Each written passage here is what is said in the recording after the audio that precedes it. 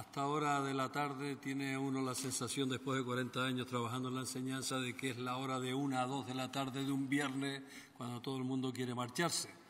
Pero bueno, vamos a intentar hacer el esfuerzo para que de alguna manera abordemos el asunto que nos traía hoy aquí, que era que habláramos sobre esa necesidad imperiosa del diálogo social entre los agentes de la economía en Canarias. Es evidente que el diálogo social como fórmula para acercar posiciones encontradas y llegar a acuerdos es una absoluta necesidad. Pero también yo soy consciente, y creo que muchos somos conscientes, de que nos hace falta cultura de diálogo y de entendimiento. No suele ser muy habitual, desgraciadamente.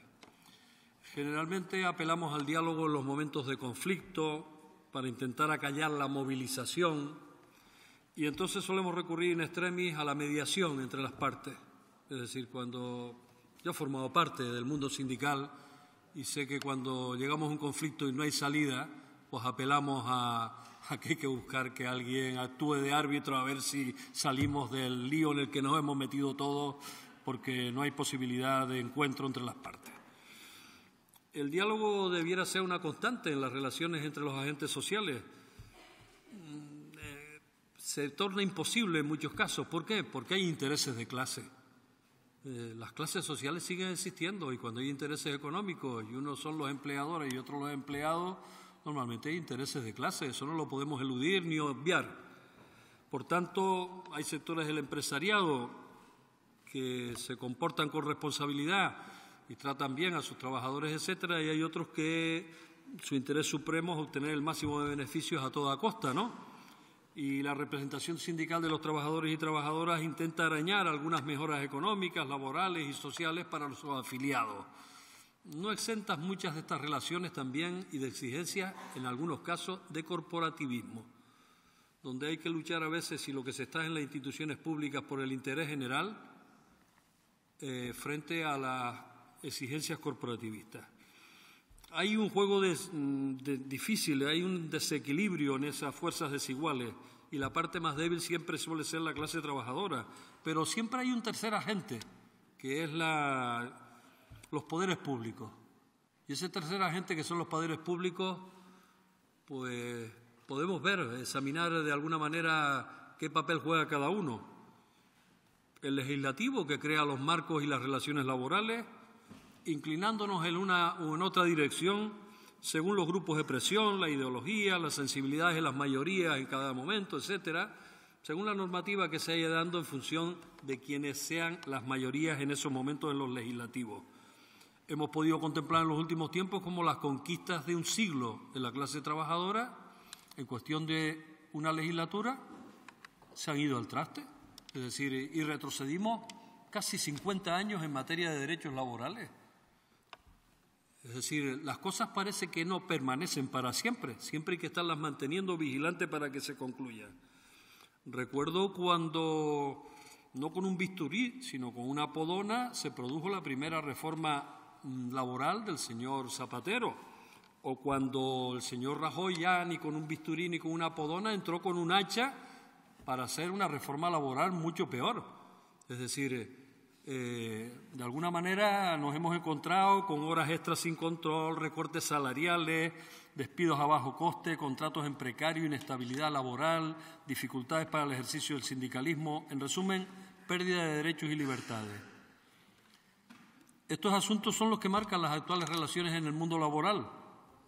Y desde Sí Podemos Canarias y desde Unidas Podemos a nivel de Estado estamos empeñados en que esas reformas laborales que marcan las relaciones se deroguen.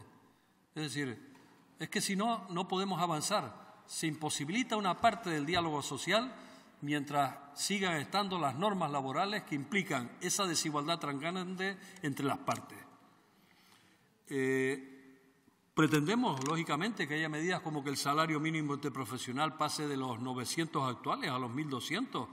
¿Por qué? Porque es otra de las posibles conquistas para que se beneficien muchas cientos de personas en estas islas, por ejemplo. Ya en la siguiente intervención continuaré hablando sobre el Poder Ejecutivo y el Judicial, porque creo que también tienen que ver mucho en esta situación del posible diálogo social y las consecuencias de lo que aparezca. En la primera intervención hablaba de la importancia que tiene el tercer factor interviniente en el diálogo social, es decir, empresariado, trabajadores y los poderes públicos. Y el Poder Ejecutivo, del que hablábamos antes, y del Poder Legislativo, está claro que las leyes no son neutras, las leyes están en función de las ideologías de quienes las impulsan y pueden favorecer un empleo de calidad o pueden favorecer un empleo como el que tiene la mayoría de los trabajadores en estos momentos, desgraciadamente. Y se crea empleo, efectivamente, porque se reparte la miseria, y se crea empleo porque se tiene empleo en precario, y estamos asistiendo en estos momentos a tener trabajadores y trabajadoras pobres que, a pesar de estar trabajando todas las horas del día, no les alcanza para vivir con dignidad.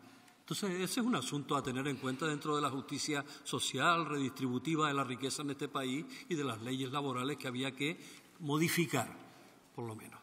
El empleo no solo se crea con las leyes, se crea porque la economía también vaya mejor, y normalmente la macroeconomía refleja grandes cifras que después no se reflejan en la realidad del cada día porque va más lento. Esa situación va mucho más lento que el resto. El Poder Ejecutivo no se puede inhibir. Y yo recuerdo en algún debate de la legislatura pasada se decía prácticamente que se tenían que arreglar entre ellos. Si había un conflicto entre partes, se tenía que arreglar entre ellos. El mercado no puede ser quien regule las relaciones porque son unas relaciones de poder. Y el poder ejecutivo tiene que estar para preservar todos los intereses generales y de manera especial los de la mayoría social, que es la parte más débil cuando hay unas relaciones de poder enfrentadas. Muchas veces, cuando no se tiene diálogo, cuando no se tiene posibilidad de llegar a acuerdos, se terminan los tribunales. Mal asunto. Desgraciadamente suele ser un mal asunto cuando se terminan los tribunales de justicia. Y hay organizaciones sindicales que se han convertido prácticamente en eso, en despachos laboralistas que se dedican a lanzar juicios. Es decir, es una desgracia que eso sea así, pero ha ocurrido ya y en Canarias tenemos claros ejemplos. ¿La Administración para qué tiene que intervenir? Pues tiene servicios como los de mediación, arbitraje y conciliación, la autoridad laboral, las inspecciones de trabajo y después actuaciones preventivas también, como es el impulso del diálogo social, la acción formativa, el fomentar la corresponsabilidad entre las partes, porque claro, yo si participo en la toma de decisiones soy corresponsable, si no, no lo soy. El reconocimiento de los derechos y deberes, de las garantías de seguridad y higiene del trabajo, con la consiguiente disminución de la siniestralidad laboral, que es un problema que tenemos en las islas, sin ir más lejos, cumplimiento de los planes de igualdad, acuerdos razonables de reparto de la riqueza producida por el trabajo, que parece que eso nunca se debate, es decir, el que más gana, más sigue ganando, y los sueldos que sigan como estaban. Pues ese también es necesario, ese debate social aquí en nuestra sociedad.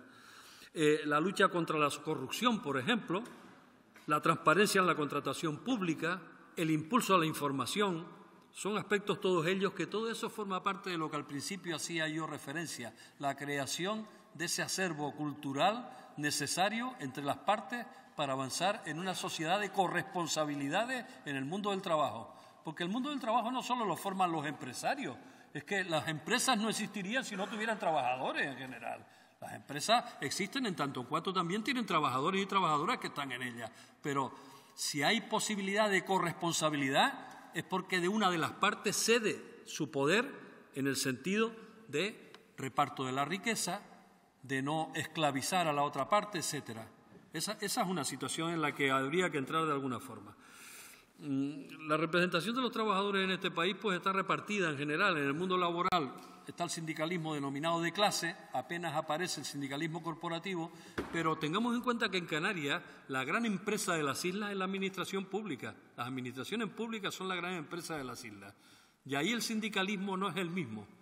Hay sindicalismo de clase, con sus ramas dentro de la empresa pública, pero hay un sindicalismo autodenominado independiente, que suele defender en general intereses más corporativos, y al que la gente pues también acude porque considera o que no son trabajadores y por tanto no tienen que estar en ese otro tipo de sindicato con los trabajadores, o porque sencillamente pues consideran que les defienden suficientemente sus intereses ese tipo de sindicatos, ¿no? Por tanto, ese es otro factor que hay que tener en cuenta cuando las mesas de concertación y todas las cuestiones estas a nivel de la administración pública, porque es otro tipo de sindicalismo diferente y con diferentes objetivos y fines. En Canarias hay un sector importante también al que yo he pertenecido, que hemos reclamado descentralización del Estado.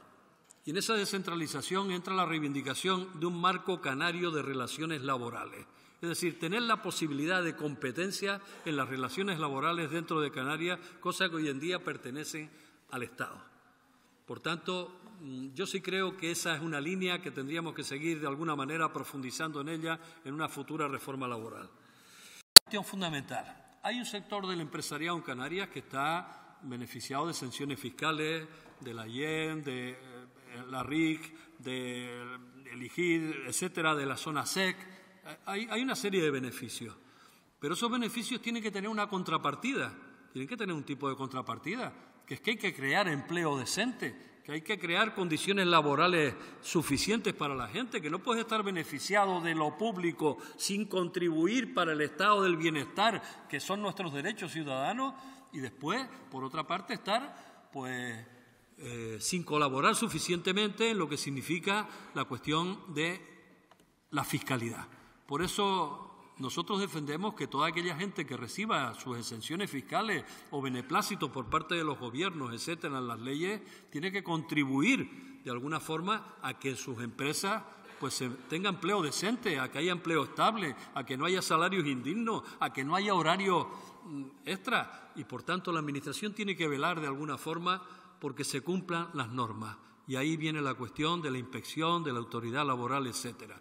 Y por último, pues yo creo que un gobierno como el gobierno del que usted forma parte y al que nuestro grupo sustenta, tiene que apostar por el diálogo social, por el consenso y por la corresponsabilidad.